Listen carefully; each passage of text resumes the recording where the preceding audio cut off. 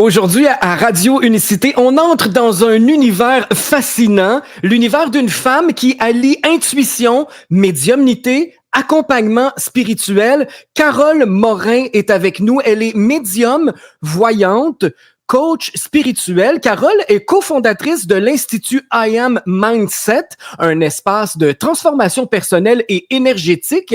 Son parcours, par contre, ne s'est pas fait sans épreuve, des moments de noirceur, de doute, mais aussi d'éveil et d'expansion. Aujourd'hui, elle aide des milliers de personnes à reconnecter avec leur essence, leur intuition et la guidance de l'invisible. Elle est avec nous pour parler de son chemin, de sa mission et de la beauté d'avoir tous ces dons.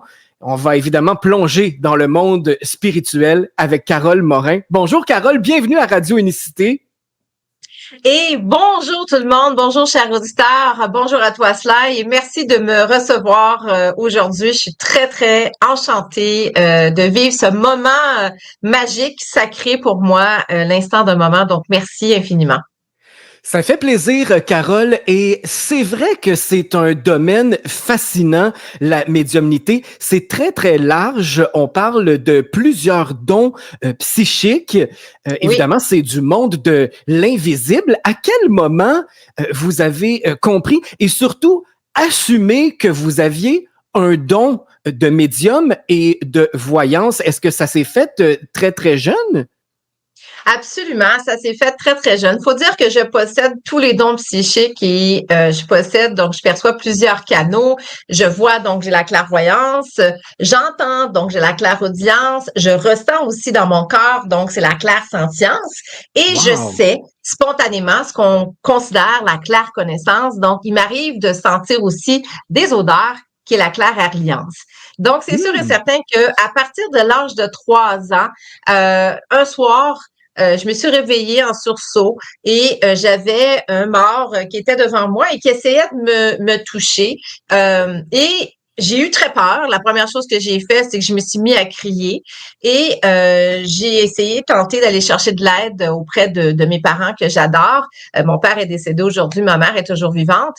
Ma mère, d'ailleurs, et ma grand-mère possédaient des dons. Par contre, ma mère, lorsqu'elle a vu que j'avais cette vision-là de voir les morts, eh bien, elle a décidé d'essayer de fermer plutôt que de prendre en charge cette responsabilité, parce que c'est une très grande responsabilité. On pourra en parler tout à l'heure.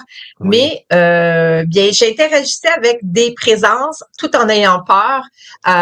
Puis ce que j'ai compris aussi à travers tout ça, c'est que j'étais différente des autres. Mais au début, on ne sait pas. Au début, je pensais que tout le monde voyait la même chose que moi, jusqu'à ce que je m'aperçois que non. Et la différence, eh bien, je l'ai vécu très difficilement. J'ai été intimidée. J'ai été aussi très, comment je pourrais dire, on me traitait de petite sorcière parce que j'étais capable de prédire des choses. Fait que c'était pas facile pour moi. J'ai eu des terreurs nocturnes aussi. Donc, j'avais des parents très rationnels et cartésiens qui essayaient de me dire de me rendormir puis de dire ça va se passer. Et à chaque fois que je retournais dans ma chambre, ça recommençait. Alors, j'étais pas capable d'aller dans ma chambre pour dormir. Je voulais avoir toujours la lumière ouverte. J'essayais d'aller ailleurs dans la maison. Ça fonctionnait pas. Ça me suivait partout. Et ce que j'ai compris, c'est que à travers toutes ces expérimentations-là, je me suis dit, je vais me parler à des petits amis. Je vais voir si mes amis voient d'autres choses que peut-être mes parents ne veulent pas voir, mais peut-être qu'avec des amis, ça va fonctionner. Ça n'a pas marché. Je suis allée voir des professeurs. Ça n'a pas fonctionné non plus. Même une professeure m'a emmenée à l'infirmerie pour me faire observer parce que j'étais bizarre, donc comme si j'avais une maladie mentale.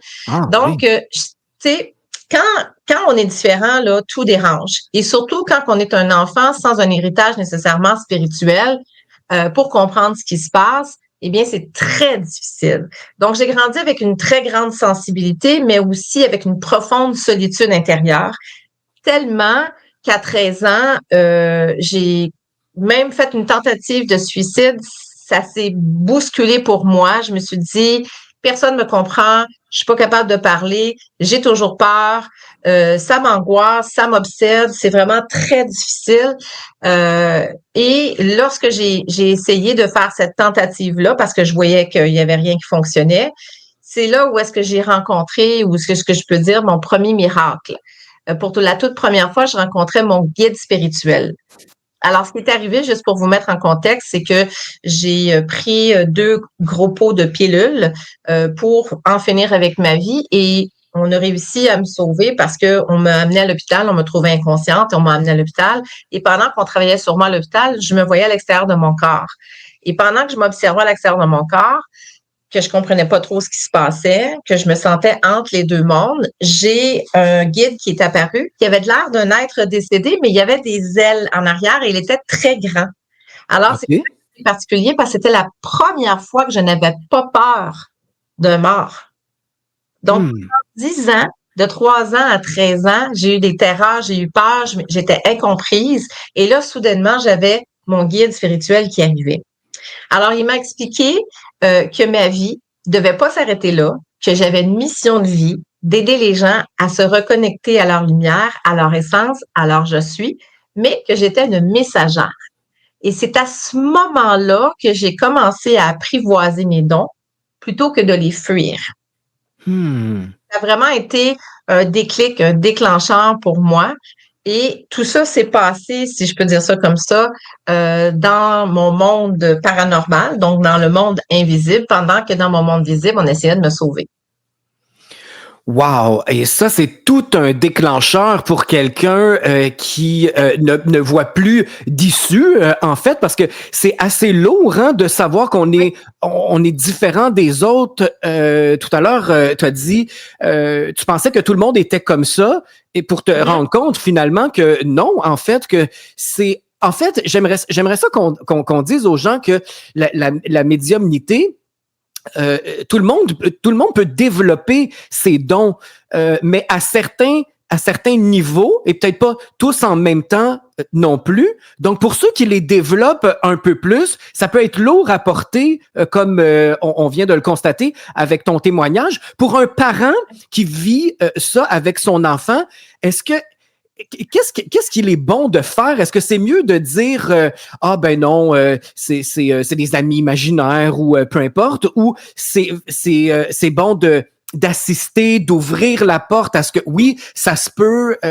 Comment est-ce qu'il y a une meilleure façon qu'une autre?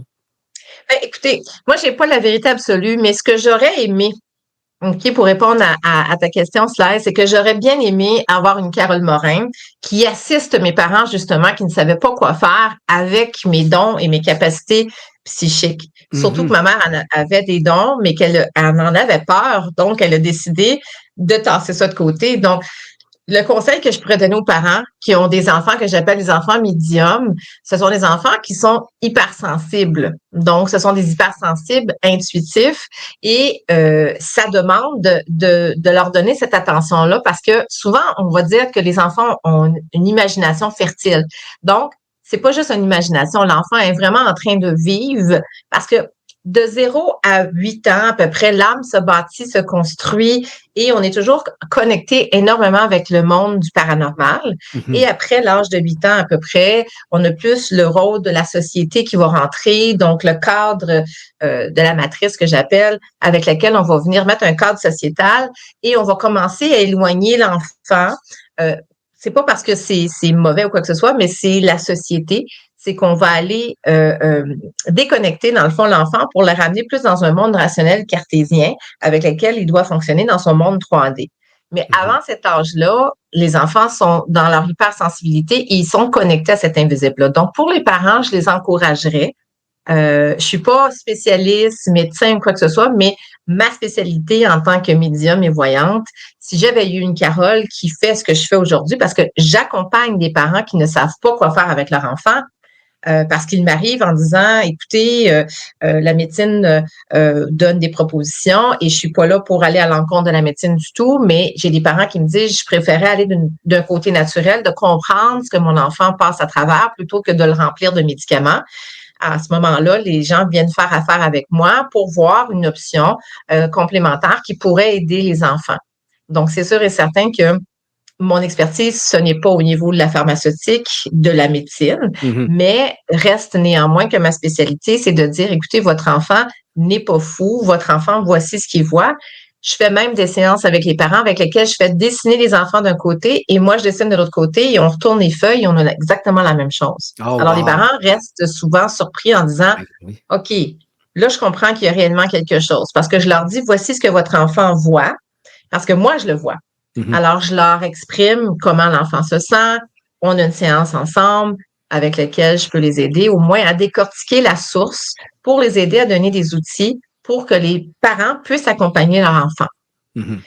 Vous savez, j'étais moi-même un enfant hypersensible qui sentait beaucoup de choses autour de moi dans un monde qui était beaucoup trop dur et trop bruyant. Donc, je portais vraiment une incompréhension du monde, si je peux dire ça comme ça, mais je portais aussi une douleur et cette douleur-là ne devait pas être vue. Donc, j'ai appris à être un poker face, je m'excuse pour l'anglicisme, mais à mettre un visage pour que je puisse faire partie de mon monde 3D tout en apprenant le monde invisible. Et cette traversée-là, pour moi, ça a été vraiment ce que j'appelle une mort symbolique. C'est pour ça que je suis arrivée à l'âge de 13 ans avec laquelle je me suis dit, je peux plus ne pas être qui je suis. Faire On me semblant. forçait à être quelqu'un que je Mhm. n'étais pas, alors que ça m'a ramené à la vie avec une mission beaucoup plus grande que moi et j'en ai compris. Mhm. Et depuis ce temps-là, je cherche plus à être la parfaite petite fille, ni à plaire, mais à bien incarner pleinement mon je suis. Parce que pour moi, je crois que profondément, ce qu'on traverse, c'est jamais un hasard, c'est une belle synchronicité et que c'est souvent dans l'ombre qu'on va aller découvrir sa plus grande lumière. Mhm. Ah, c'est très bien dit. On présente Carole Morin comme médium voyante, alors qu'on est habitué d'entendre les médiums dire qu'ils communiquent avec les êtres décédés, des guides. Alors, quelle est la différence entre la médium et la voyante? En fait, la voyance, c'est une lecture ce que j'appelle des champs des possibles. Donc, c'est une lecture au niveau de la ligne du temps. Donc, le passé, le présent et les probabilités du futur. J'ai bien dit probabilité parce que pour moi, le futur n'est pas statique. Alors, la voyante va avoir la capacité avec son don de son intuition à travers ses capacités psychiques qu'elle va avoir la clairvoyance. Hein? La voyante va avoir le troisième œil qui va être ouvert, avec lequel elle va avoir la possibilité de voir. Et elle peut utiliser des outils divinatoires pour accompagner son travail, tels que le pendule, la boule de cristal, les cartes oracles, même le tarot, même si ce n'est pas nécessairement une cartomancienne, elle va quand même utiliser des outils divinatoires qu'une cartomancienne pourrait utiliser aussi. Donc, c'est vraiment l'aspect de tout ce qu'on est capable de voir. Ma spécialité à moi, c'est vraiment les vies antérieures aussi, parce que pour moi, si je peux parler aux morts en tant que voyante, il y a un après-vie, mais il y a aussi un avant-vie. C'est un cycle, donc, avec lequel l'âme vient explorer la dimension terrestre. Mais c'est Mhm. qu'une partie consciente dans laquelle on est. Il y a plusieurs autres dimensions avec lesquelles on va voyager, se promener, apprendre, parce que l'âme va aller apprendre constamment. Et ça, Donc ça, c'est c'est la très... partie voyance. OK. Et pourquoi je dis les possibilités du futur? Parce qu'une fois que je donne l'information, que je ramène le futur dans le présent, OK? Une fois que c'est ramené, on dit ça, les dépipés, je vous ramène l'information du futur. On a le choix par la suite, vous avez un libre arbitre, chacun d'entre vous, pour Mhm. décider est-ce que je vais prendre en considération ce qui m'a été donné comme information ou je décide de faire fi de ça. Donc ça, c'est ce qu'on appelle le libre arbitre. Et à partir de ce libre arbitre-là, bien, le futur peut se façonner différemment de ce qui a été prévu parce qu'on a eu l'information avant ou on décide de suivre le cours de ce qu'il est.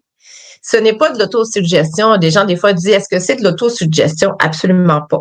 C'est vraiment, moi, je suis un canal, donc la façon dont je me connecte à une fréquence plus haute que moi. Je ne me connecte pas avec les personnes, je me connecte avec ma fréquence et je reçois les messages à partir de là. Donc, que ce soit des êtres décédés ou que ce soit de la guidance voyance que je reçois avec les messages des guides, ce sont des fréquences radio que j'appelle. J'aime bien ça parce que ça image bien pour les gens pour comprendre. Et Mhm. dépendamment de où la personne est rendue dans sa fréquence, eh bien, je vais aller chercher l'information et je vais la recevoir et je suis un canal. Donc, ça veut dire que je n'analyse pas, je ne fais pas je ne fais pas de désinformation non plus. C'est très important de donner l'information juste. Je vais complètement m'abstenir de mes émotions pour tous ceux Pas et de celles qui jugement. reçoivent parce que je ne peux pas interférer. Non, c'est ça. Sans jugement non plus des Sans habitudes de vie jugement. de la personne, parce que les gens ont toutes sortes de vies et quand ils consultent une voyante, c'est souvent des gens qui ont des problématiques à régler. Hein? C'est souvent des gens qui Oui, sont incertains de leur avenir, ils sont à une croisée absolument. des chemins, ils ont besoin de guidance. Alors s'ils se sentent jugés en plus, ben là, c'est un peu Non, gênant de consulter. exactement. C'est exactement ça. C'est, tu sais, puis, tu sais, pour moi, tu sais, Carole Morin, j'ai passé par une expérience qui m'a influencée dans la façon de voir les choses parce que je suis passée par un parcours qui est assez atypique. Donc, quand je rencontre une personne, pour moi, qui vit une souffrance, je la regarde pas avec pitié, mais avec une compréhension d'où elle vient et Mhm. surtout avec un amour et une bienveillance pour cette personne-là. Donc, le jugement, pour moi, ça n'existe pas. Il y a aucun jugement et parce que je sais que euh, euh, je sais c'est quoi de tomber puis d'avoir à se relever aussi parce que je suis passée aussi par là. Donc, mon Mhm. accompagnement passe toujours par le cœur et par la reconnaissance de la lumière qui existe déjà dans la douleur de la personne. Donc, je vais aller rehausser tout ça aussi. Donc, ça, c'est le petit côté au niveau de la voyance, on peut dire ça comme ça. Puis si on reste toujours sur la question avec laquelle tu me posais tantôt, Slice, c'est quoi la médiumnité?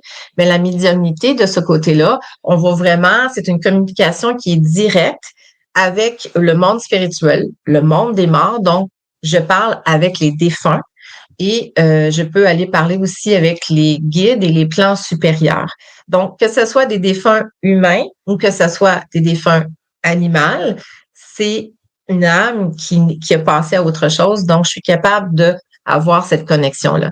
Donc, si je pourrais dire ça comme ça, puis la médium, pour moi, il n'y a pas d'outils de support autre que parfois je vais fonctionner avec des photos et avec un prénom parce que quand je rouvre mon canal, tout le monde veut venir me parler. Et souvent, parce qu'on a un espace-temps ici, ça me permet de mieux diriger l'espace-temps, tout simplement. Donc, ça me permet au moins de ne pas avoir à recevoir puis d'être capable d'arriver à bien canaliser avec discernement, bien évidemment, pour la personne qui reçoit le message. Donc, si je pourrais dire, la voyante va éclairer le chemin et la médium, elle va aller réconcilier les âmes. C'est comme ça que je le Wow! vois. Tantôt, tu parlais, Carole, de vie antérieure.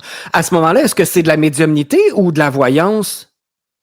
C'est de la voyance au niveau des vies antérieures parce que c'est comme des images qui vont, c'est des ressentis que je vais avoir, mais OK. c'est aussi au niveau des images qui vont, c'est comme un petit film qui passe très rapidement pour me donner quelques informations sur la vie antérieure de la personne, qui est souvent la source des karmas que la personne ramène dans cette vie-ci. Ah. Personnellement, moi, toi et tout le monde, on a tous ce qu'on appelle des vœux karmiques. Ce sont des expériences de vie passée non comprises qu'on ramène comme une deuxième chance pour comprendre la leçon, pour aider l'âme à avancer. Alors, c'est par là, avec le karma, que les gens, je vais aller voir qu'est-ce qui s'est passé dans leur passé pour venir comprendre un peu plus les patterns ou les réactions. Souvent, les gens, je vais leur faire des liens. Exemple, quelqu'un qui a peur de l'eau. Je vous donne un exemple parmi les milliers d'exemples que j'ai eus. J'ai une dame avec laquelle elle avait une peur de l'eau comme ça se peut pas. Elle me dit, je ne comprends pas, dans cette vie-ci, il m'est rien arrivé. J'ai toujours eu les choses parfaites pour moi, donc il n'y a pas de raison logique derrière pour avoir une peur aussi grande. Là. Elle en avait le souffle coupé, en faisait une crise d'angoisse très, très aiguë.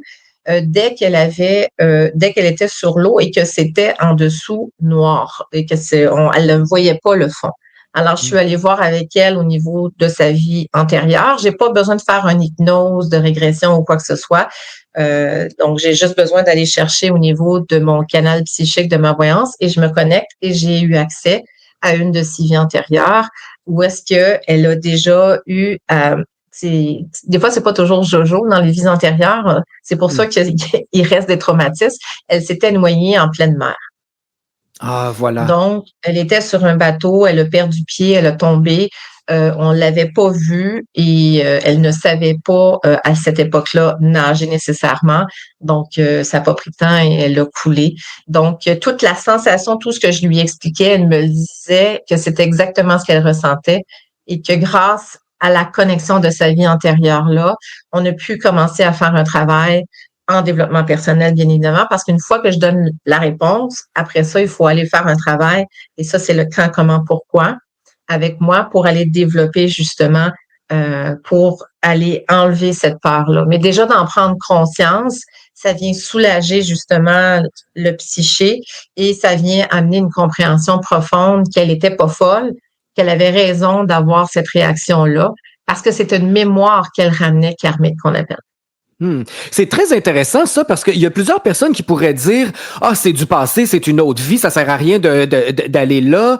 Je veux vivre ma vie présente. Mhm. Mais il y a des choses qu'on fait dans nos vies qui qu'on a de la misère à expliquer. Par exemple, quelqu'un qui rencontre toujours le même genre de personne dans sa vie, des pervers narcissiques, par exemple, et qui n'est pas capable de se débarrasser de ça. Est-ce que cette personne-là viendrait vivre ou régler un karma en rencontrant toujours le même genre de personne? Oui, absolument. Quand vous avez un pattern, que ce soit au niveau d'une personne, d'une situation, que ce soit en relation amoureuse, il y a un pattern qui se place derrière. Il peut y avoir deux situations, de ce que j'en connais jusqu'à maintenant, parce que je possède pas la vérité absolue, mais de ce que j'en ai compris jusqu'à maintenant et de ce que je vois à chaque cas que je fais avec mes clients, c'est souvent en relation avec justement le karma qui est à repayer. Parce que l'univers, il y a des lois universelles qu'on appelle, et dans les lois universelles, on a la loi du retour, qui est la loi de l'équilibre. Donc, dans cette loi d'équilibre-là, il y a un ricochet, un retour, lorsqu'il y a quelque chose qui est fait dans une vie antérieure et qui n'est pas compris. Donc, c'est comme si l'univers nous donnait toujours la chance de comprendre. C'est comme plusieurs chances qu'on aurait pour faire, exemple, un examen. On aurait 3 reprises pour faire un examen et que dans les 3 examens, on fait la même erreur au même endroit, donc on n'apprend pas. Mais pourtant, on a une nouvelle chance. Alors oui, c'est pour venir régler un karma et ça veut dire que l'âme n'a pas encore appris jusqu'à sa perfection, si je peux dire ça comme ça, la leçon. Elle n'a pas intégré encore la leçon, donc il y a répétition jusqu'à ce qu'il y ait intégration. Alors, à ce moment-là, il y a un rééquilibre et là, on peut passer à autre chose. Donc, je dirais que je comprends les gens qui me disent, Carole, je veux rien savoir de mon passé, je le sais c'est quoi. Mais je m'excuse, tu le sais pas. Tu sais de ce que tu es conscient. Tu sais Oui. pas de ce que tu n'es pas conscient. Et ce que tu n'es pas conscient, c'est ton 90% de ton comportement conscient.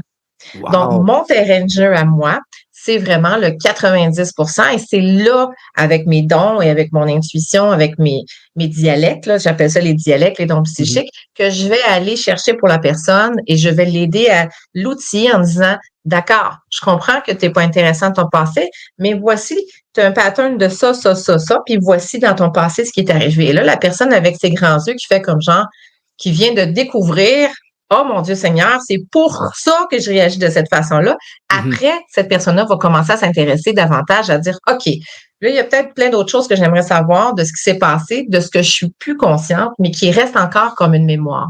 Donc, le karma va toujours se rééquilibrer. C'est pas pour punir, mais c'est vraiment pour aider l'âme à assumer pleinement la leçon qu'elle a choisie. Parce qu'il faut dire que tout ce qu'on vit, c'est difficile à entendre, là, mais tout ce qu'on vit, on l'a choisi.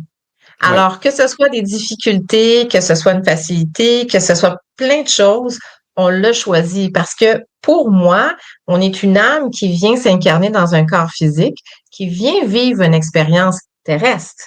Donc, c'est un véhicule, ce corps-là. Mais c'est l'âme à l'intérieur qui a choisi les éléments. Donc, on a choisi nos parents, on choisit les intervenants dans notre vie, nos amis, nos amoureux et tout ça, on choisit tout ça pour nous aider à cheminer sur ce qu'on a choisi comme chemin de vie.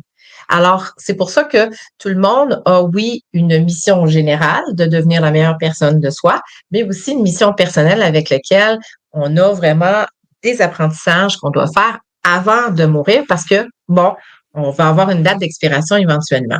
Et souvent, ce qu'on fait, c'est que plus on repousse dans notre vie, ben ça fait juste plus à faire à la fin de notre vie.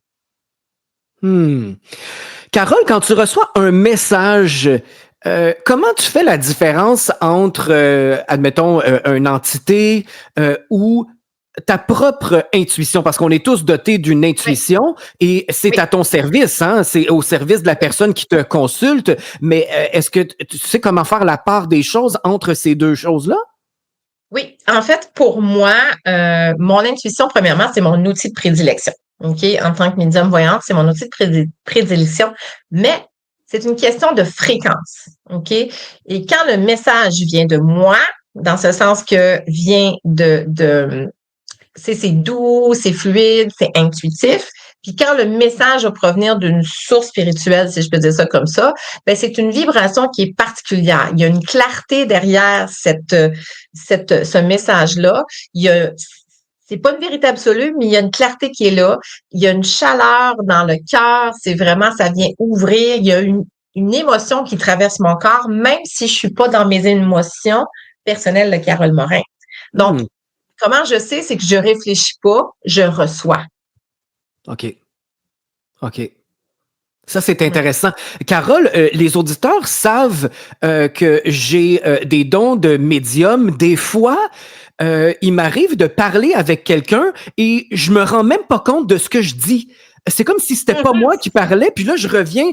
Comment t'expliques ça?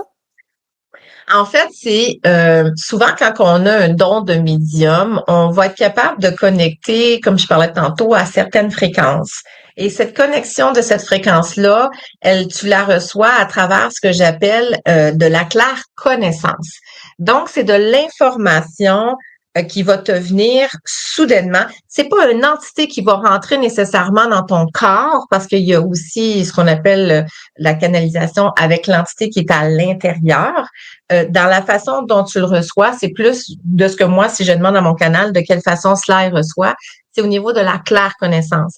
Donc, c'est comme de l'information qui rentre dans ta tête, puis pendant que ça rentre dans ta tête, tu n'as comme pas conscience que c'est toi. Je sais pas si je peux dire ça comme ça. Et c'est vraiment l'instant d'un moment, ça sort comme ça, puis tu fais comme, mon Dieu Seigneur, c'est même pas la façon dont je parle ou ça serait pas la façon dont je dirais les choses, mais pourtant, ça a été dit d'une façon fluide. Alors ça, c'est ce qu'on appelle de la claire connaissance. Donc, tu as connecté avec une fréquence qui t'a amené un message pour la personne auquel tu devais livrer le message. En tant que canal, je vais parler pour moi, je ne choisis pas les messages. J'ai dû apprendre aussi à déterminer des moments où est-ce que je reste ouverte et connectée et des moments où est-ce que je ferme et je dis, OK, ça suffit. Là, j'ai mon temps Carole Morin, 3D, humaine comme tout le monde. Alors, ça aussi, c'est quelque chose qui est important de comprendre parce qu'on ne peut pas rester toujours branché sur, j'appelle ça sur du 220. C'est très énergivore et ça demande énormément. Donc, toi, si ça t'est arrivé comme ça, c'est vraiment à travers de ton intuition, mais dans ton dialecte du clair connaissance. Parce que l'intuition, voyez ça comme le langage universel. Quand on parle d'intuition, tout le monde sait ce que c'est. Jusque-là, ça va. C'est pas trop ésotérique, paranormal. Les gens l'acceptent. Mais ce que les gens ne connaissent pas, c'est qu'à travers l'intuition, vous avez des dialectes, dont les 5 sens psychiques. Alors, ce sont justement la clairvoyance, on voit, la clairaudience, on entend, pas par les oreilles, par les antennes paraboliques qu'on appelle les antennes éthériques, avec lesquelles on va les capter. Parce qu'il ne faut pas oublier que quand on est un canal, c'est des fréquences qu'on va capter, c'est l'énergie qu'on va aller capter qui va être transmise dans notre langue. Parce qu'il y a des gens qui me demandent, Carole, il y a quelqu'un qui parle chinois, quelqu'un qui parle asiatique, qui parle pas cette langue-là, est-ce que tu peux rentrer en contact avec la personne? Absolument. Parce que le langage de l'âme, c'est un langage qui est universel. Je m'excuse, je t'allais un peu plus loin à répondre de ta question, voilà. Mais c'est parfait, ça nous permet de comprendre un peu mieux. Et justement, est-ce qu'il y a Est-ce qu'il y a un moment dans la vie de Carole avec les communications qui t'ont confirmé que tu étais vraiment à la bonne place, que c'était ta mission de vie? Parce qu'on se rappelle, là, en début d'entrevue, ça a été un peu chaotique, c'est-à-dire que c'était lourd à porter d'avoir ces Oui. dons-là. Tu as voulu même en finir pour justement peut-être avoir une vie plus normale. Mais est-ce qu'il y a un moment décisif qui a fait que, ah bon, je m'assume et j'ai ce don-là pour en faire ma mission de vie? Oui, absolument. Faut dire que à partir de l'âge de 13 ans, quand tu sais que tu es un canal et que ta mission, c'est d'aider les gens, c'est pas à 13 ans que tu sais quoi faire puis comment faire les choses. Donc, j'ai dû apprendre à maîtriser mes dons. Et plus j'avançais dans le temps, ben je faisais, tu sais, de temps en temps, tu sais, des petits messages, tu sais, comme quelqu'un qui n'était pas pleinement assumé. Hmm. Et j'ai eu un accident de voiture avec lequel j'ai vécu une mort imminente. Et tout, par la suite, s'est amplifié. Donc, ça s'est complètement transformé. Je suis revenue avec une conscience beaucoup plus élargie, avec une connexion encore plus forte et plus pure. Et j'ai senti que je n'étais plus là pour me cacher, mais vraiment là pour servir. Et c'est sûr et certain qu'à partir de ce moment-là, ça a été un autre élément déclencheur parce que mes dons psychiques se sont amplifiés, si je peux dire ça comme ça, fois 1000. Wow. Donc, imaginez avoir les 5 sens, c'était inimaginable et ça a duré pendant une période de 9 mois. Et quand je vous dis que mes dons se sont amplifiés, je vais vous donner un exemple. J'étais assise, exemple, j'étais assise dans mon bureau, dans mon cabinet ici, et je pourrais entendre le voisin dans sa cuisine parler. Ben voyons. Alors, imaginez, ouais, imaginez tous les bruits, comme mettons si je touche mes mains, tous les petits bruits, comme là pendant que je vous parle, je bouge les bras, ces petits bruits-là ils étaient très amplifiés. J'ai réussi à recalibrer les choses. J'ai demandé de l'aide à mes guides pour m'aider parce que j'étais en train de devenir folle. Et surtout que ça a duré pendant 9 mois. Et si on fait 9 mois, ben c'est l'accouchement normalement d'une femme qui accouche d'un enfant. Tu sais, c'est la naissance. Alors, ça a été vraiment Oui, pour moi. Et une c'est pour nouvelle ça vie. que ça a été complètement une renaissance pour moi. Et c'est pour ça que je porte fièrement le phénix avec l'Institut I Am Mindset. Parce que Oui. il y a une histoire derrière mon logo qui se place avec la géométrie sacrée, avec le phénix et tout.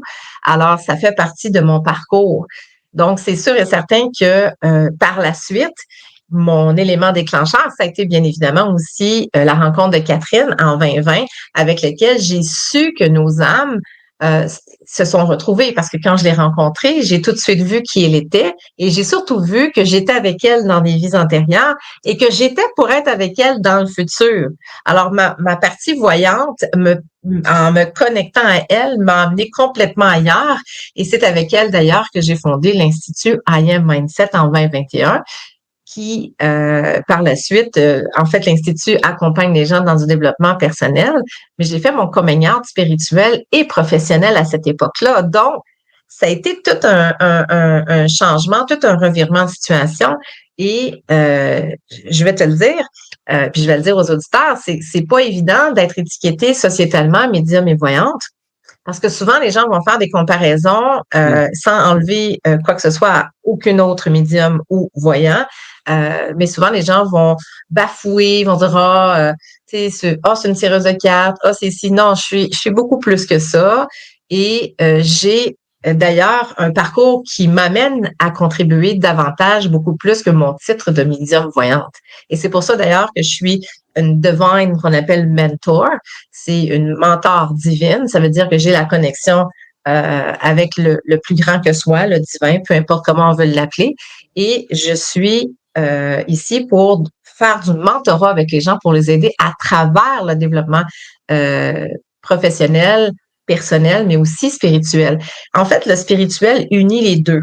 C'est pour ça que j'ai les trois, personnel, spirituel et professionnel. Mhm. Donc, c'est vraiment extraordinaire. Puis ça a été vraiment un élément qui m'a permis de revisiter mes propres croyances limitantes à moi aussi, hein.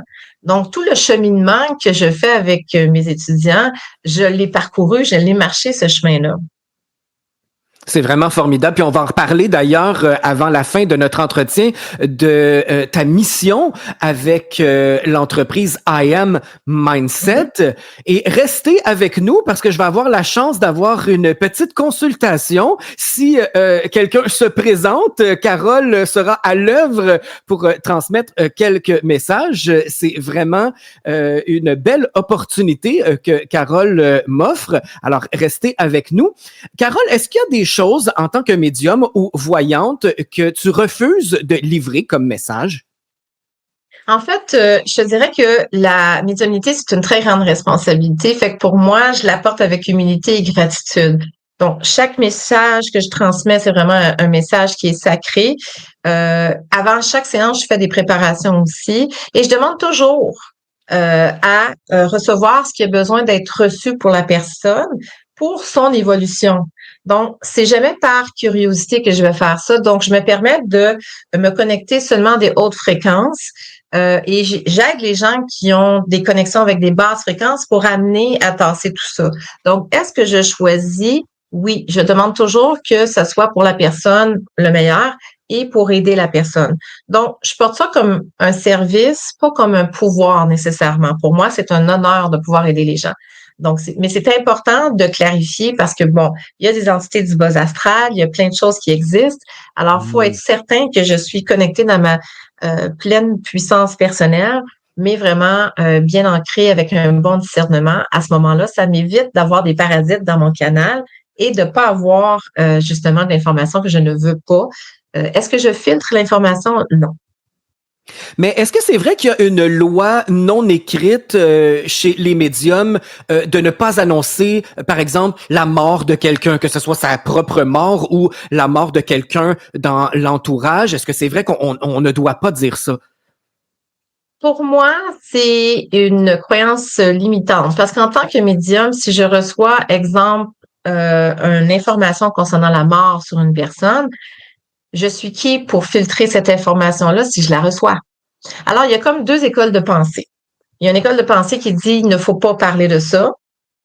Moi, je crois que ces personnes-là sont dans une croyance limitante et on veut contrôler le message. Et c'est avec tout respect que je dis ça aujourd'hui. Je suis plus dans l'optique où est-ce que je vais recevoir l'information et je vais demander à la personne à quoi ça te servirait d'avoir cette information-là. Et il y a des gens qui vont me dire, exemple, ben moi, ça va me permettre d'organiser ma vie parce que je vais avoir ça que je veux faire avant la fin de mes jours. Donc, est-ce que j'ai la vérité absolue là-dessus? Absolument pas. Et je le mentionne aux gens. Voici l'information que je reçois. Il faut dire aussi qu'il faut faire attention parce que on est quand même, nous, dans une ligne de temps. Alors que quand je reçois en canalisation, je n'ai pas de ligne de temps. Alors, c'est sûr et certain que je demande avoir une ligne de temps parce que nous, on en a une ici. Alors, j'arrive toujours avec un plus ou moins. Alors, c'est jamais comme, ben, tu vas mourir à telle journée, telle heure, telle date. C'est pas comme ça que ça fonctionne pour moi. Peut-être que pour d'autres, ça pourrait fonctionner. Moi, je me sens bien avec le fait de le dire. Si jamais j'ai quelqu'un qui a besoin de le savoir, j'ai justement une dame là, qui est en phase terminale 4 avec laquelle elle a un stade de cancer très agressif. Et elle me dit, moi, Carole, je sais que je suis en pente descendante, mais j'aimerais quand même que tu me dises à plus ou moins combien de temps qu'il me reste. Alors, je lui avais donné une prédiction qui s'est avérée exactement le moment où est-ce qu'elle est partie. Et j'ai les membres de la famille qui m'ont remercié pour me dire, grâce à tes informations, ça nous a permis de réorganiser notre vie en fonction de passer le plus de temps pour elle avant qu'elle parte. Et une chance que j'avais donné cette information-là, parce que pour eux, ça leur a permis d'être plus entourés avec elle. Ils ont retrouvé une synergie de famille aussi. Donc, j'ai contribué à quelque chose d'extraordinaire. Est-ce que ça peut être épeurant? Est-ce que ça peut être... est-ce que ça se fait? C'est une opinion personnelle. Pour certaines personnes, trouvent que c'est une éthique qui devrait pas être fait. Moi, personnellement, je n'y vois pas d'inconvénient si je reçois l'information et que c'est bon pour la personne pour le recevoir et qu'elle veut le recevoir. Donc, il y a plusieurs éléments, mais oui. Tant que c'est fait dans le respect, hein, je pense, de la personne, il faut que ça soit respectueux pour pas franchir une ligne. Ben, en tout cas, un mythe de défait avec Carole Morin aujourd'hui, parce qu'on en entend souvent parler de ça, pour pas se faire accuser non plus de prophète de malheur, hein, les gens qui prédisent quelque chose qui s'avère être juste, ça peut se retourner contre soi. Est-ce que ça t'est déjà arrivé de te faire accuser à cause de toi, c'est arrivé? Non. Non? Non, parce que je dis toujours aux gens que je ne possède pas la vérité absolue et je dis toujours aux gens, quand vous venez me consulter, là, je vous donne ce que je reçois du plus profond de mon cœur avec ma connexion. Donc, c'est à vous de vous responsabiliser à la suite de ce message. C'est les gens qui viennent me voir pour avoir de l'information. Donc, ça peut pas nécessairement, après ça, venir dire, ben là, on retourne ça contre toi. Non, non, non. Tu as fait un choix de venir me voir, conscient. Tu as fait un choix conscient que je n'ai pas la vérité absolue. C'est pas vrai qu'après, tu vas venir me voir pour me dire, ben là, tu m'avais dit ça. Non. Je t'ai donné l'information que tu devais avoir et après ça, c'est à toi de voir comment tu veux faire les choses. Souvent aussi, tu sais, j'ai des gens, tu sais, qui sont sceptiques. Fait que moi, j'essaie pas de convaincre personne pour les gens qui sont sceptiques. J'ai rien à prouver. J'ai confiance en moi, j'ai confiance en mon canal. La vérité n'a pas besoin d'être défendue, elle se vit, si je peux dire ça comme ça. Puis quand je parle de vérité, c'est pas une vérité absolue toujours. Donc, ceux qui doutent aujourd'hui peuvent devenir ceux que je vais aider demain. Souvent, j'ai des gens qui vont venir justement par curiosité, même s'ils sont sceptiques, et à la fin me disent, mon Dieu, je pensais pas du tout que c'était ça l'expérience, j'ai adoré mon expérience, et tu as défait justement les mythes de la typique médium voyante de ce que j'avais pensé. Alors, je suis contente de contribuer à quelque chose. Je respecte le scepticisme parce que la foi, ça s'impose pas, puis ça se révèle. Hein, à travers les expériences. Donc, pour moi, j'ai pas à imposer quoi que ce soit. Wow! Carole, c'est vraiment intéressant de faire connaissance avec toi. C'est la première fois à Radio Unicité. J'espère que c'est pas la dernière. Mais quoi de mieux que de voir une médium, une voyante à l'œuvre dans les prochaines minutes, si tu le permets. J'aimerais savoir, moi, je suis toujours en train de me poser la même question. Qu'est-ce que je suis venu faire sur Terre? J'ai de la misère avec la société. J'ai de la misère à prendre ma place. Oui. Est-ce qu'il y a une raison pour ça? Moi, j'ai l'impression que je viens pas d'ici, que je suis arrivé... En fait, j'ai déjà, c'est vraiment spécial parce que ce que je reçois pour toi, puis je vais te donner l'information, comme je te dis, je reçois pas la vérité absolue, mais de ce que moi je reçois, OK? Oui. Dans mon canal, pour toi, tu es une vibration 4, parce que, bon, évidemment, tu me donnais ta date de naissance, donc merci pour ça, mais je vais pas aller dans la numérologie, je vais pas aller avec ce qu'on va trouver sur Internet. Je vais vraiment te donner l'information que je reçois en canalisation. Donc, la vibration 4, c'est celle du bâtisseur de lumière. OK? Donc, ton âme est ici pour créer ce que j'appelle de la stabilité dans le chaos pour transformer le désordre en structure.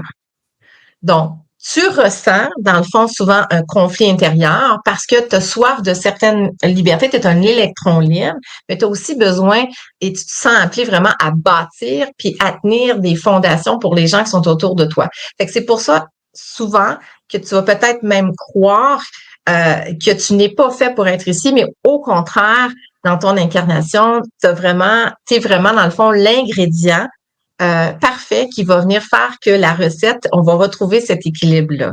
Donc, tu as peut-être souvent de la difficulté avec l'autorité. Des fois, s'il y a un cadre rigide, parce que c'est comme si ton âme avait de la difficulté à supporter l'injustice. C'est ce que je reçois. Ou, si on peut dire ça comme ça, les fausses hiérarchies. Toi, tu es quelqu'un de très loyal, tu es quelqu'un de très vrai et tu as besoin d'avoir quelqu'un qui est autant authentique et vrai que toi. Donc, tu es né ici pour ce que j'appelle redéfinir les règles, pas pour obéir aveuglément à celles des autres. Donc, ta mission, c'est de ramener la conscience, la droiture dans un monde qui est déstructuré. Donc, tu es vraiment un pilier très, très fort, un gardien d'équilibre, si je peux dire ça comme ça, entre ton monde spirituel et ton monde matériel. Donc, je rappelle aux gens...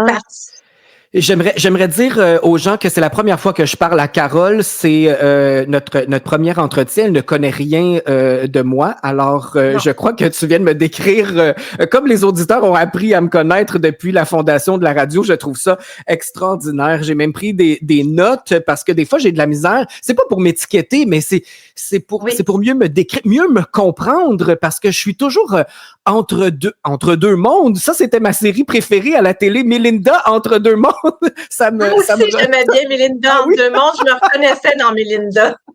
Quelle bonne série hein, pour dédramatiser puis mieux comprendre ce qui nous arrive. Absolument. Puis, tu sais, si je peux rajouter par rapport à ce que je reçois, Sly, pour toi, par rapport à ta mission, c'est t'es vraiment ici pour représenter l'incarnation complète de ton âme. Donc, t'es pas juste ici pour fuir la matière ou vivre dans les nuages du monde spirituel. T'es ici pour ancrer, si je peux dire ça, sur la terre, mais sur le ciel. Fait que t'es un beau canal. Donc, tu construis, dans le fond, des ponts invisibles entre les mondes. Alors, c'est pas pour rien que ce monde-là roule autour de toi parce que tu en fais partie aussi. Puis toi, c'est que tu viens ici maîtriser à le matérialiser aussi. Fait que je trouve ça extraordinaire. Vraiment. Carole, il y a quelque chose de difficile que j'ai eu dans ma vie, c'est la perte de mes parents. Je me demande comment ça se fait qu'on vient au monde, qu'on a besoin de nos parents pour nous montrer à vivre. Hein? Moi, j'ai perdu mon père à l'âge de 16 ans, au moment où je suis en train de devenir un adulte et que j'ai besoin de mon modèle paternel. Il s'est suicidé, donc c'était inattendu. Il y avait aucun signe dans la famille qui était prédisposé à ça. Donc, du jour au lendemain, je perds mon pilier paternel et j'ai appris à vivre sans papa. Ma mère est tombée en grande dépression et je pense qu'elle ne s'est jamais remis de cette dépression-là. Donc, c'est comme si j'avais une mère fantôme. Elle a été présente du mieux qu'elle pouvait, mais ça m'a beaucoup ébranlé et je me suis un peu retrouvé seul avec moi-même. Et à l'âge de à peine 40 ans, ma mère est décédée aussi. Alors, on s'entend qu'à 40 ans, devenir orphelin, je me suis souvent posé la question, mais pourquoi je vis ça? Pourquoi je suis pas comme les autres à avoir mes deux parents? On sait que personne n'est éternel là, sur cette terre, mais les avoir perdus en aussi bas âge, j'ai de la misère encore aujourd'hui à comprendre ça. Eh bien, si je peux te dire quelque chose par rapport à ce que je reçois, parce que je viens de connecter avec ton papa. D'accord. Premièrement, mes condoléances pour ton père et pour ta maman. Merci. Et sache qu'en tant que médium, pour moi, je dois rester au neutre pour pouvoir te donner le message que je reçois actuellement. Oui. Est-ce que tu es prêt à recevoir? Oui, absolument. D'accord. Avant de te livrer le message de ton papa, la seule chose que je veux te dire, c'est qu'en tant que mission d'âme, OK, tu viens ici pour retrouver l'amour de soi, pour apprendre à développer la compassion et l'amour de soi à travers les deux expériences que tu as vécues de tes parents. OK. Donc, pourquoi est-ce que tu as vécu ça? C'est parce que tu viens ici pour développer ça et tu ne peux pas le développer si tu aurais eu tes parents encore aujourd'hui avec toi. Tu l'aurais pas développé de la façon dont tu es supposé de le faire. Je sais que c'est pas facile à entendre, mais c'est vraiment la raison pour laquelle tu as perdu tes parents aussi jeunes. Ton père en premier et ta maman en deuxième. C'est vraiment un réapprentissage de l'amour de soi. Et c'est vraiment de développer aussi ton autonomie, ton sens d'autodidacte. Tout ça fait partie de tes apprentissages karmiques que j'appelle d'âme. Ça fait partie de ton cycle. Et tes parents ont fait partie de ce cycle-là, ont joué leur rôle au mieux qu'ils pouvaient jusqu'au temps qui leur était donné. Maintenant, j'arrive avec un message avec ton père et la première chose que je reçois comme message de ton père, c'est qu'il est fier de l'homme que tu es devenu. Et c'est pas juste ça, c'est que il est très bien actuellement dans un espace où est-ce qu'il est toujours dans un espace de repos. Il n'est pas réincarné parce que je ne pourrais pas communiquer avec lui en ce moment. OK. Et ton papa n'a pas eu une vie facile par rapport à ses parents. Il a toujours senti qu'il était à part des autres, a toujours senti qu'il devait faire beaucoup d'efforts pour avoir peu. Et il y avait une grande dualité à l'intérieur de lui-même. De ce qui m'explique, c'est drôle que je te dise ça comme ça parce que ton père, tout à l'heure, quand tu as commencé à parler en disant pour les parents, j'ai demandé de venir me voir. Et la première chose que ton père me dit, c'est qu'il croit pas du tout à ce que je fais. Oh mon Dieu, OK. Et je lui ai dit, ben pour ton fils, s'il y a quelque chose, s'il te plaît, viens. Alors, il est là, je suis connectée avec lui, mais il rit en haut parce qu'il me dit, ça lui fait spécial de passer à travers moi pour te livrer un message. Et je vais te dire quelque chose par rapport à ton père. Est-ce que ton père, de ta souvenance, est-ce qu'il a déjà fumé? Est-ce que tu sais? Oui. Oui, oui. Parce que j'ai une odeur de cigarette. OK? Et je sais pas pourquoi, il me montre un paquet de cigarettes qui s'appelle Mark 10. C'est que c'était comme un genre de paquet de cigarettes blanc et vert. Ouais, c'était ça qui fumait. Ça, c'est très drôle. Fait que je vais juste le dire parce que c'est ça la canalisation. Tu sais, je reçois le message, la personne, l'être décédée va me livrer le message, puis souvent vont me donner des petits points de repère pour que vous puissiez vraiment savoir que je suis en contact avec vraiment la personne décédée. C'est bien lui. Je confirme. Alors, je suis vraiment très heureuse de cette belle confirmation-là pour toi, mais au-delà de ça, ton père me dit, est-ce que tu le ressens des fois? Est-ce que ça t'arrive de le ressentir? Je dois être honnête avec toi, Carole, étant donné que c'est un suicide, je l'ai toujours relié à quelque chose de négatif. J'ai et ça fait plus de 30 ans qu'il est décédé. Oui. J'avais 16 ans, j'en ai 40, je vais avoir 49 dans quelques jours. Je me suis peut-être coupé de cette énergie-là plus négative. Aussi, j'ai toujours senti que mon père était quand même assez autoritaire. Alors, je l'ai associé à la négativité, puis j'ai préféré me couper. C'est correct. Il n'y a pas de souci avec ça. C'est vrai qu'il est dans sa droiture quand il me parle, mais je vais te dire quelque chose. S'il est connecté aujourd'hui avec toi et moi, et on pourra peut-être aller plus loin en privé éventuellement, mais ce que je vais te dire, c'est que il est ici pour te demander pardon, parce qu'il doit passer, lui, à une autre étape, mais toi aussi, tu dois passer à une autre étape. Alors, t'es pas obligé de me répondre du tout, mais c'est le mot qui me dit de te dire, de lui demander, dis à mon fils que je lui demande pardon. Parce que quand il a commis le geste, je lui pose la question, est-ce que tu as regretté de commettre le geste? Non, il n'a pas regret d'avoir commis le geste. Ce qu'il a regret, c'est ce que ça l'a causé à la suite de son départ. OK. Ça, oui. Parce que ça l'a fait un vide dans la vie de beaucoup de gens. Il comptait pour beaucoup de personnes auxquelles il ne croyait pas à l'époque de son vivant. Alors, une autre chose qu'il me dit rapidement comme ça avec toi, c'est est-ce que ça t'arrive de trouver des dissous? Oui, ça m'est arrivé. OK. Oui. Parce que ton père me dit que c'est une de ses façons à lui de se présenter à toi. Ah, OK. C'est comme quand tu trouves un dissous, c'est comme juste un petit coucou pour te dire que je suis toujours là auprès de toi et je reste là. Est-ce qu'il est passé dans la lumière? Est-ce qu'il est bien maintenant? Oui. Est-ce que ça a été difficile son passage? Absolument. Puis pourquoi ça a été difficile? Parce que lorsqu'un être cher se suicide, il doit revivre sa vie dans toutes les sphères. Donc, il revit ce qu'il a eu comme difficulté, mais non seulement ça, c'est qu'il va revivre aussi ce qu'il a fait subir aux autres. Oh. Alors, toute la douleur et la tristesse et la dépression au niveau de ta maman et tout ça, donc il va vivre tout ça aussi. Donc, c'est ça la difficulté. Okay. Il doit arriver à travailler, à s'aimer suffisamment. C'est spécial parce qu'autant que toi, tu es venu retrouver l'amour et la compassion de toi-même, ton père l'a vécu aussi, mais à travers son suicide. Donc, parallèlement, vous êtes venus dans la même incarnation pour aller réparer une blessure de la même origine, si je peux dire ça comme ça, sauf que dans la façon dont vous le faites différemment. Je vais te poser 2 questions en une, Carole. Une reliée à moi, mais qui va peut-être répondre à la question que certains auditeurs se posent. Quand on décède, quand les gens décèdent, est-ce qu'ils retrouvent leur les gens qu'ils ont aimés, qui sont décédés aussi?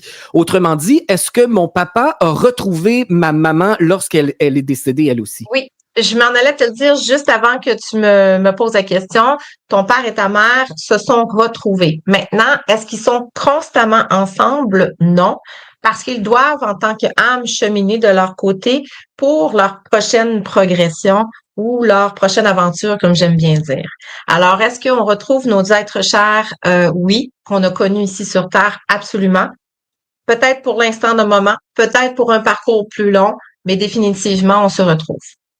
Est-ce qu'ils sont là pour nous accueillir? Est-ce que ça se peut? Parce qu'on voit ça dans les films, Carole, Oui, on décède, puis là, on voit oui, grand-maman, grand-papa ou peu importe.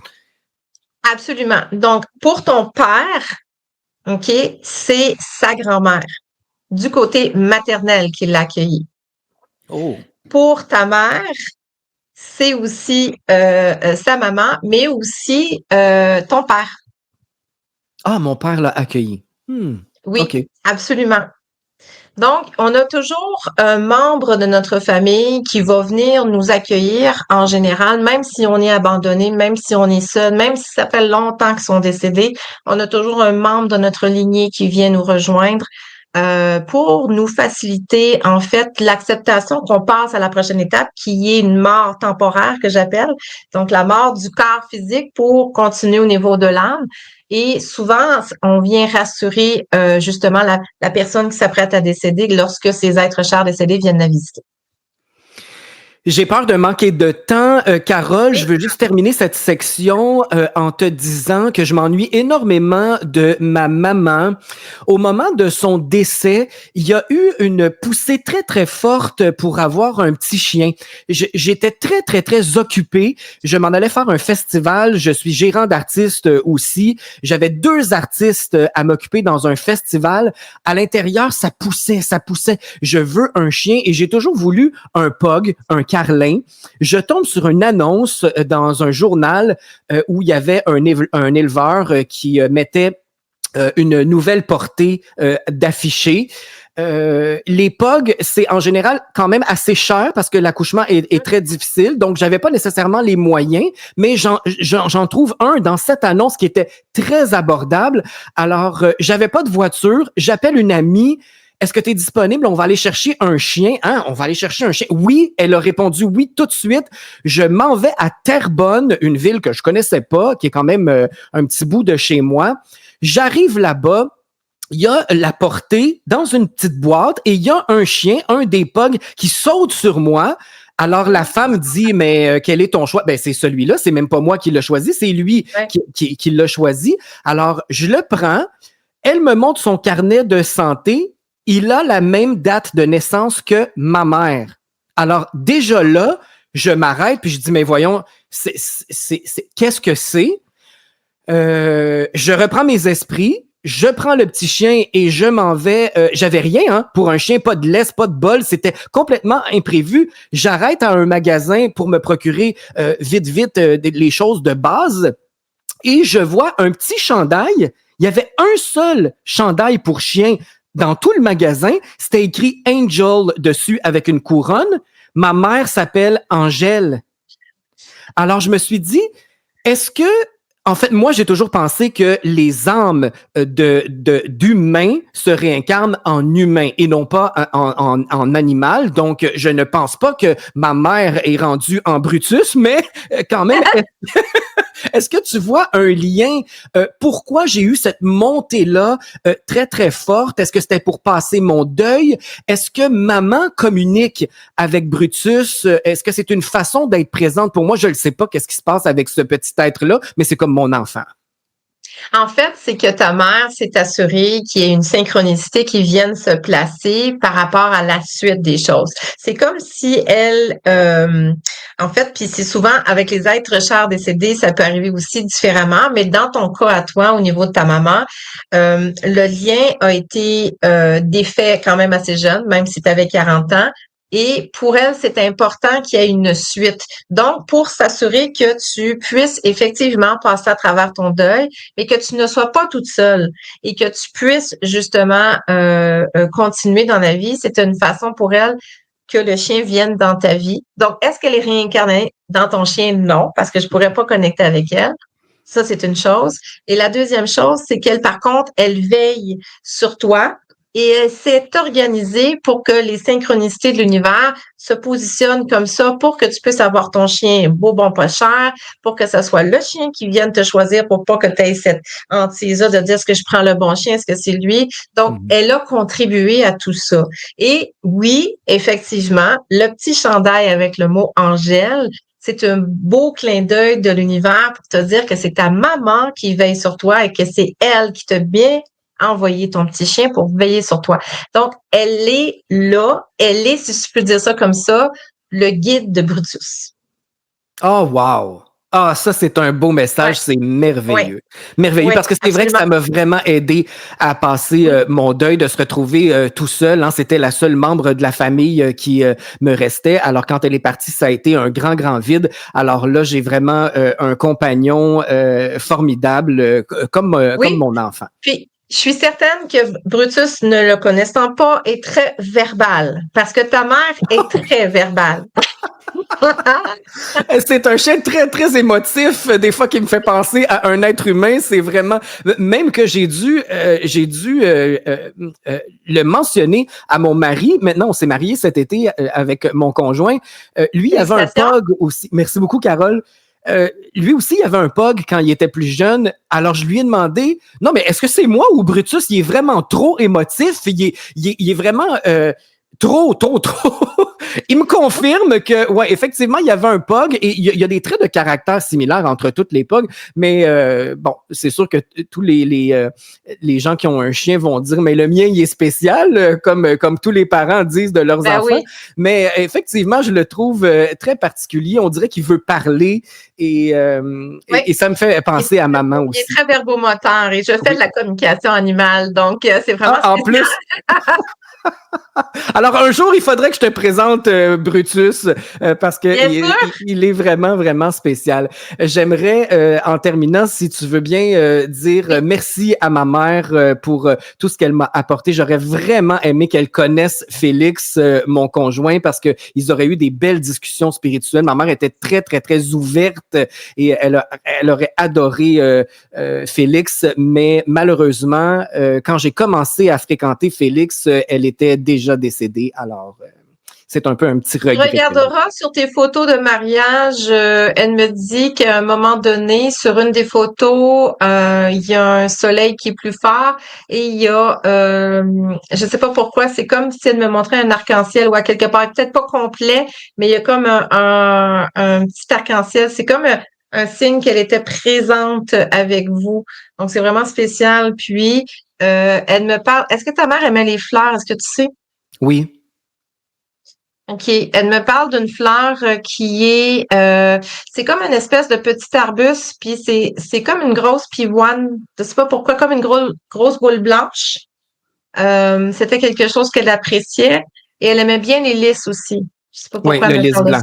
Oui, oui. Elle me dit le lys, c'était quelque chose qu'elle aimait beaucoup. Et oui, le blanc pour la pureté à laquelle c'était. Voilà. Si je voulais lui faire plaisir pour un anniversaire, c'était le lys blanc, c'était le cadeau extraordinaire. Alors, merci. Merci vraiment infiniment, Carole. Ça me fait plaisir. Elle est très bien, puis elle veille sur toi aussi. Donc, je sais qu'on a un espace-temps à respecter, mais je voulais juste te dire de ce que j'ai capté au niveau de la canalisation là, pour toi. Donc, merci infiniment. C'est très apprécié. C'est un beau cadeau, Carole. Voilà ce que Carole Morin peut faire, chers amis. Vous en avez eu un bel aperçu, vous qui commencez à me connaître de plus en plus. C'est ce qu'on peut faire avec Carole à l'Institut I Am Mindset. J'aimerais, Carole, que tu nous résumes la mission de cette belle entreprise en une phrase. Ça serait quoi? Bien sûr, ma mission à moi, c'est d'impacter positivement 1 milliard de personnes dans ce monde et d'aider les gens à se souvenir de qui ils sont vraiment, à transcender leurs blessures et surtout à s'autoriser à briller, hein, dans leur pleine puissance, dans leur plein potentiel. Donc ça, pour moi, c'est vraiment ce qui est ma mission à moi de cœur. Je vous invite à suivre Carole Morin sur les réseaux sociaux. C'est vraiment fantastique. Il y a plusieurs petites capsules sur TikTok, entre autres, où on apprend beaucoup. C'est très varié. Hein? Tu commentes même des séries comme Mercredi. Je t'ai vu commenter un épisode où Lady Gaga en fait partie, mais aussi une guide spirituelle qui apparaît. Et j'ai été très heureux de savoir que c'était comme ça aussi dans la vraie vie, qu'on pouvait avoir une communication avec notre guide spirituel. Suivez Carole sur TikTok en particulier pour ses petites vidéos. Tu organises aussi quelques activités dans le temps de l'Halloween. Vous allez être dans un manoir extraordinaire. Là, je suis tellement jaloux. C'est complet pour cette activité-là. Mais quoi de mieux que de se retrouver dans un manoir avec une médium? Est-ce que ce manoir est hanté, Carole? Oui, parce qu'il y a des artefacts.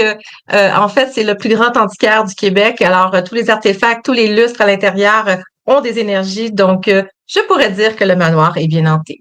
C'est le manoir Black Swan et juste de voir les photos, c'est tellement riche. Alors, il y a une gang de chanceux qui vont être en ta présence à ce manoir-là. Et tu as d'autres activités aussi. Tu t'en vas au Mexique. Oui, on s'en va au Mexique. On organise une belle retraite, une immersion pendant une semaine de temps en 2026, du 31 octobre au 7 novembre prochain, 2026, bien évidemment. Et bien, on va aller vivre en fait la fête des morts. On va aller vivre aussi comment honorer la vie. On va aller vivre plein d'expériences. Vous allez avoir de la formation aussi. Vous allez pouvoir justement pratiquer votre intuition, développer un petit peu, aller connaître un petit peu comment ça fonctionne et tout ça. Et plein d'autres belles surprises. Et bien évidemment, pour les gens qui n'ont pas eu la chance de réserver leur place au manoir, vous avez la chance de me voir en tournée au Québec dans plus d'à peu près 35 villes. Alors, c'est le temps, là. Les billets sont déjà là. Attendez pas à la dernière minute. Achetez-le parce que ça se vend comme des petits pains chauds. Alors, c'est votre chance de venir me voir et de passer du temps avec moi dans différentes villes. Là, vous allez avoir la liste qui est là.